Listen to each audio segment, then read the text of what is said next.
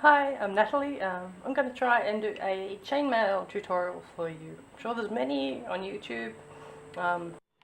Okay, so the first thing to understand about chainmail is that there are different size, when you're buying them, there are two different numbers you have to deal with. There are gauge sizes, which is representative of the width of the diameter of the metal that is being used.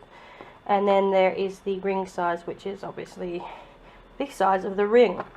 So generally, I'm not an expert, but generally I understand that these ones, which are 14 gauge, which is again the diameter of the wire itself, that is the standard one.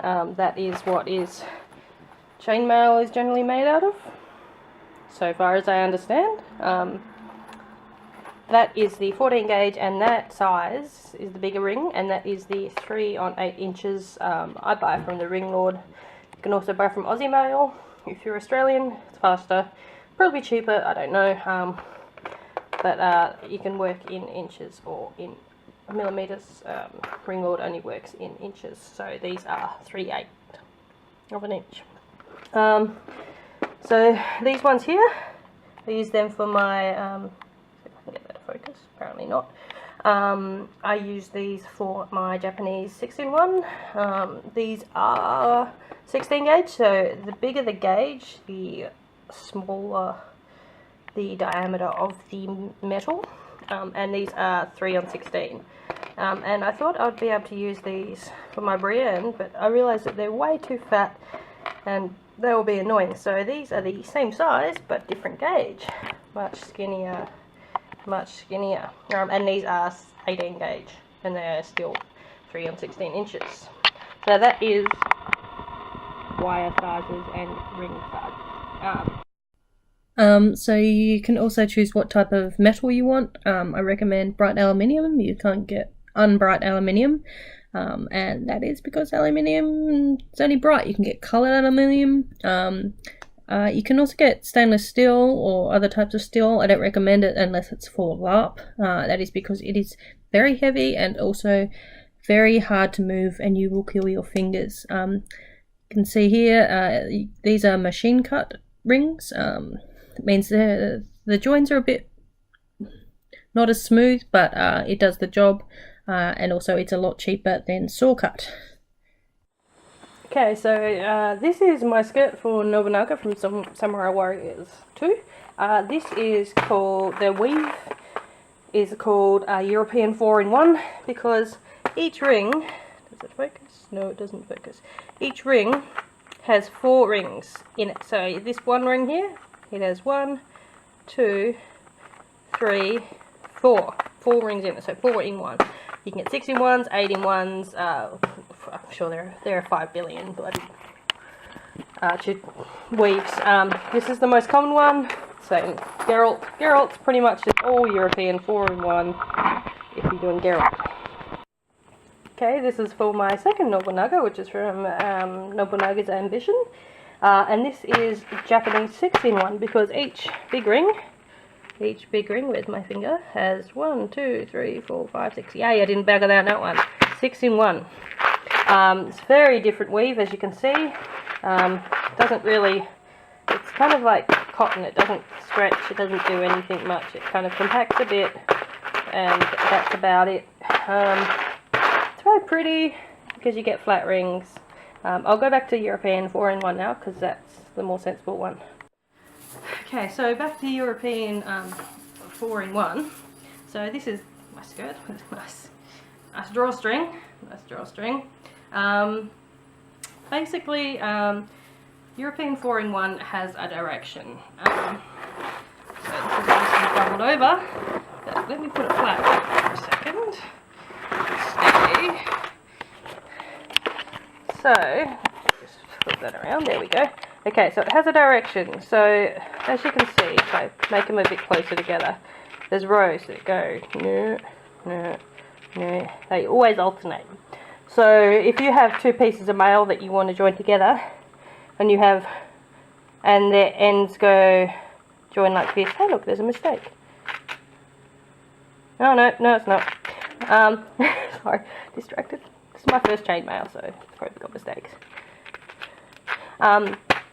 If you have two pieces of chainmail that you want to join together, and they both say go this direction and this direction, like these two lines, you can't join them together. You need one that goes this way to join them together. You can never ever join two pieces that go this way together. They always have to alternate, otherwise it looks really bad, and let's not talk about the bit that I did bad, that looks horrible. So there's always a direction, and also there's a direction, so there's kind of, there's a good example. So you can see the rose there. If you look at the end of it, it's kind of the other direction always looks weird, just let me stop for a sec. So the other direction, if you look at it from the other way, so that's the direction way with the roses that alternate. This is the other way, and you always get like massive gaps. And you need to know which direction you're looking at. Male always hangs in this direction, always hangs in that direction, never this direction, and the reason is because, hold on. Okay, so I got a smaller bit, which makes it a bit easier to see. So we've got the direction, the rows, you can see them there. They go like so. So if you've got it, so that's the rose, that's the way it's supposed to hang. If you hold it this way, it's got no stretch, it's got a tiny bit of stretch there, see, tiny bit of stretch. Whereas if I hold it here, it's got a heap of stretch. See, it can go skinny or it can go fat, and that is the reason why that it's always goes that way with the rose doing that. There is actually a direction to the way it hangs as well. You can see that that is getting quite skinny in that way. If I hold it up the other way, it's getting really skinny, so that's the way it's supposed to hang on your body. And the reason why that is basically you can make a chainmail shirt and it will fit nearly anyone, and the reason why is because if you're really skinny, it won't have to do this. It will just be like this, and it'll be really, really long on you, because as you can see, it kind of gets shorter when you start to stretch it.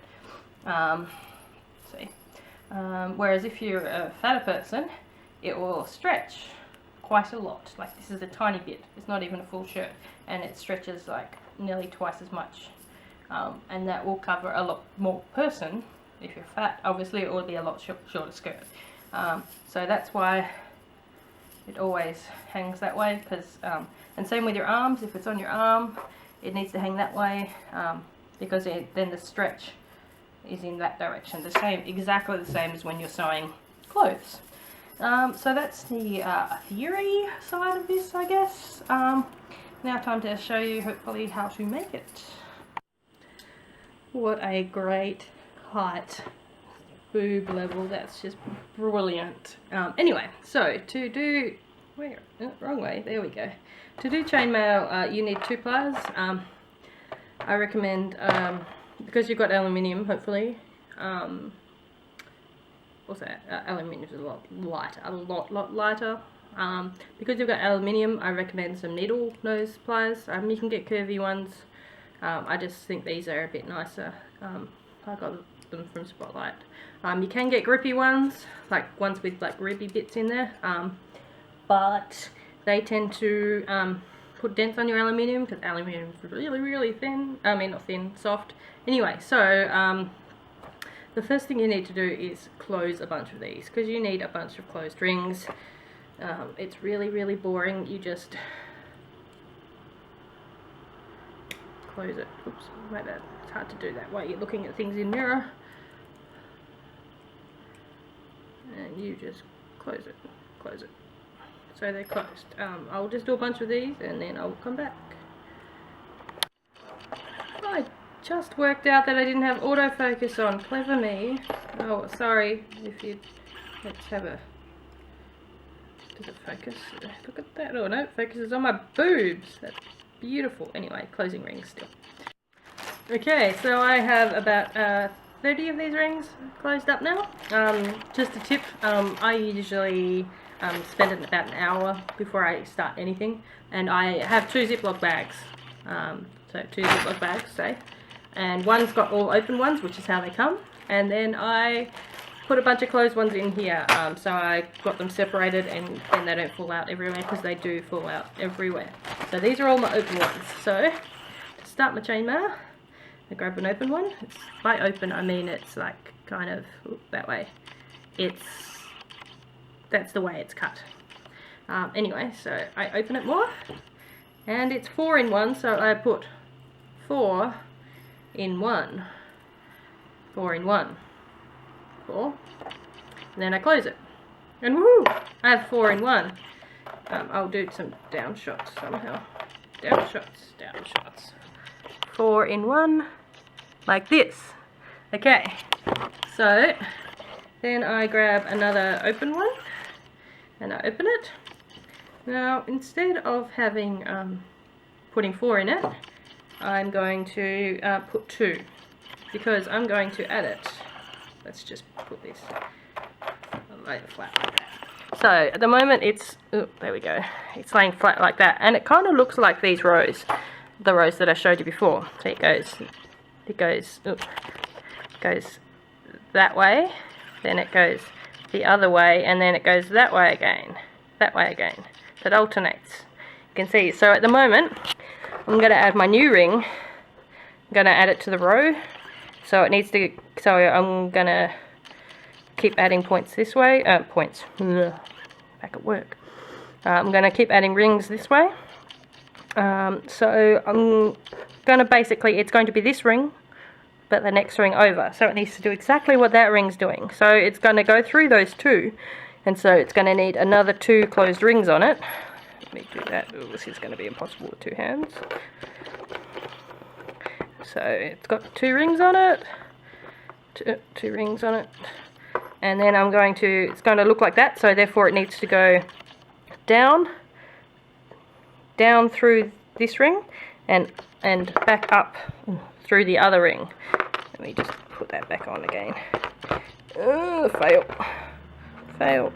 Fail. Okay, so it's going to do exactly what this ring is doing. So it needs to look so it's up. See, that ring there is kind of up in that direction, so I need to do the same thing. So I'm going to put it through that one, and then back up through that one, back up through the next one, which I can't do one-handed, so I'm going to put it back down.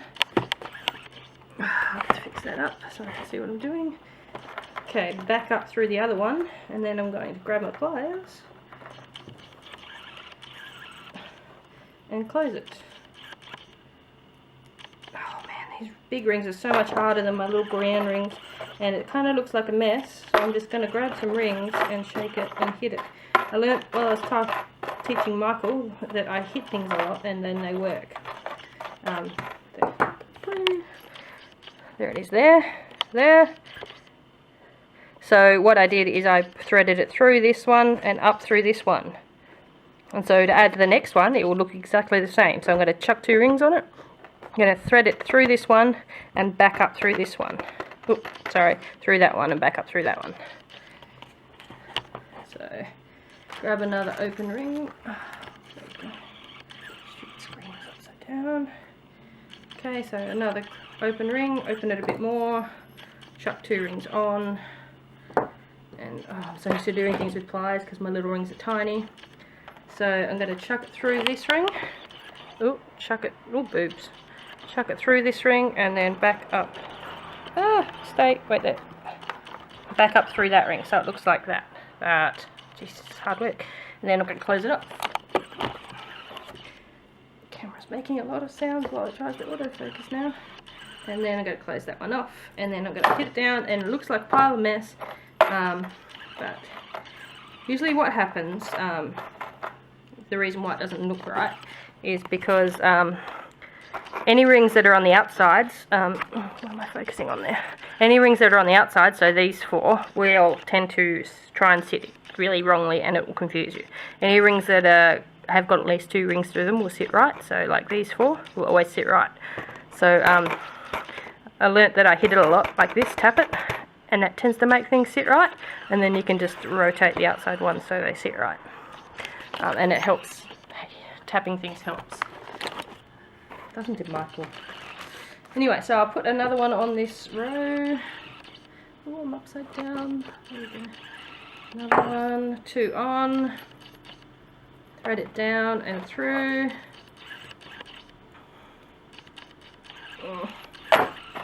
Put down, tap it. Oh, look, it's sitting right. Okay, so let's add another one.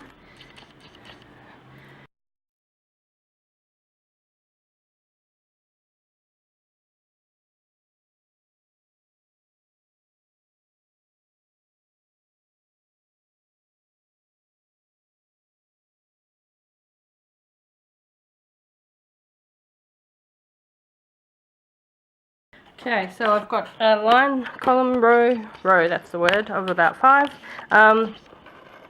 Flip that over, there you go.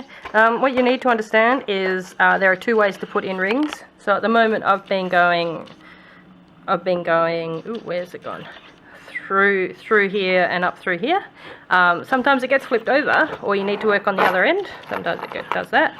And you need to kind of reverse it. So instead of going, you need to replicate this. So this one here is going up, so you need to go up and through like that, so you need to understand that there's 2 ways to put in rings. It's the same way, it's just reversed. It's very important if you need to work on the other end because you've buggered it up or something. Okay, so that is a row. So how to make a new row: grab an open ring, open it up. Okay, so what you're going to do is we are going to be adding, where's it gone? We're going to be adding another row here. Okay, so we're going to add it to these 2 because it's going to be like this one, but down here. So these 2 will become these 2 for the new one, if you understand what I mean. So we need to put 2 new on because it's going to go through these 2 ones. So we need to put 2 more on because it's a 4-in-1. So let me just grab 2 on there. 2. Okay, so then we need to, flip that around again. Where's it gone? Arm's getting sore, it's heavy. Okay, so we need to replicate what this is doing, and this is going up through here and up through here. So we need to, let's see if I can do it, up through there and up through there, see? So it's up through there, it's doing exactly what that one, the next row up is doing. You can see where it's focusing, yes, thank you. So we're doing that, and then I'm going to close it off.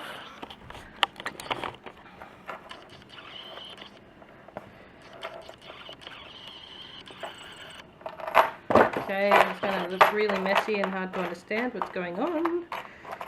Haha, but look, it works. So there's my next row started. See, it's sitting exactly the same, goes up and through and then down back. So now I'm going to add one last one on, and I'm going to add one, where's closed? I'm going to add one, so it's going to be this one but down here. So we're going to add it to this one, that one, and this one, because it's what's going to happen. So you only need 1 because it's going through 3. So you need one open one and one closed one sitting on it to go through 3, so it gets 4. And we're going to do exactly what this one is doing. So it needs to go down through this one, down through that one, but then it needs to come up through this one and up through this one, because it's, see, that one is going down and then up, so this one needs to go down and then up. I'll just open it and do the stuff.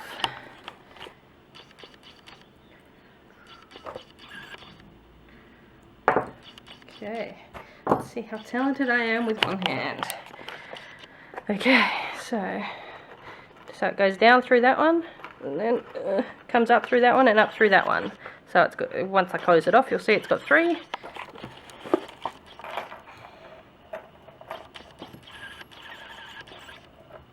Close it off. And it looks like a pile of mess. Where is it? There. So tap it, it makes it sit proper. That one goes there, that one goes there, and look at that, got added on properly. So that's the one I added on there, and then now it has 1, 2, 3, 4. If you accidentally miss one, it happens quite often. Like if I've accidentally missed slipping it through that one, that's fine. I can just open it back up and slide it back through. That's the good thing about chainmail. Once it's done, you can just undo it and keep reusing it, or, you know, fix it up or whatever you need to do.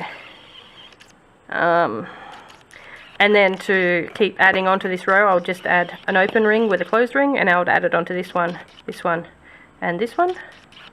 Ooh, geez, that's hard to see. This one, and this one. And with one closed ring on top of it, and I'll just keep adding onto that row, so it will eventually look like...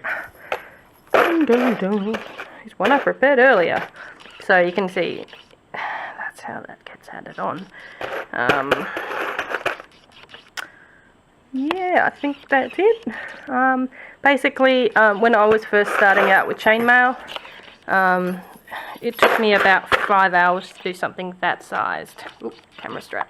That sized. Now I can do that in about probably an hour. I don't know, I haven't done that kind of chainmail in ages. And that is the good thing about chainmail, is that you think you're really shitty at it, and then you get better. What else was I going to say? Oh, there are multiple ways that make it easier. There are YouTube tutorials that show you, you can like thread a, where's the direction? There, you can thread like a dowel, like this. Well, obviously it's not a dowel through it like this. And some people find it easier like that, and they just kind of keep adding it on somehow. I don't know, I've never tried that. It just, and then you like set it up with something to hold them up, obviously.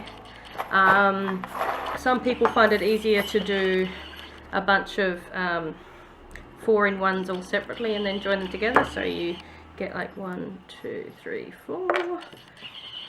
Close that up. And you grab another one, and you put 4 on. 1, 2, 3, 4, and you close it up.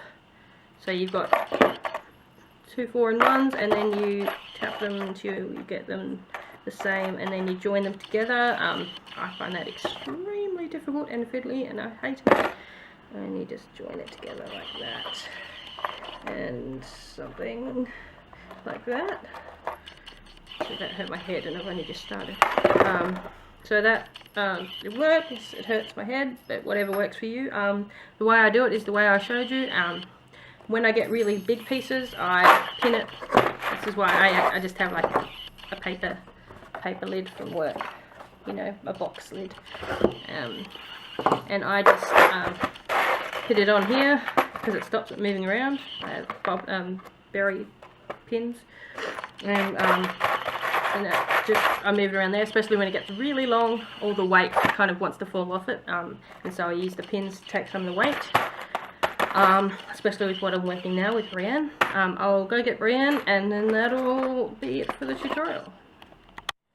Okay, so this is Brienne's. It's really quite long. It keeps going and going. It's got holes for the leather squares. So this is the smaller rings. This is the 18 gauge 3 on 16 inches.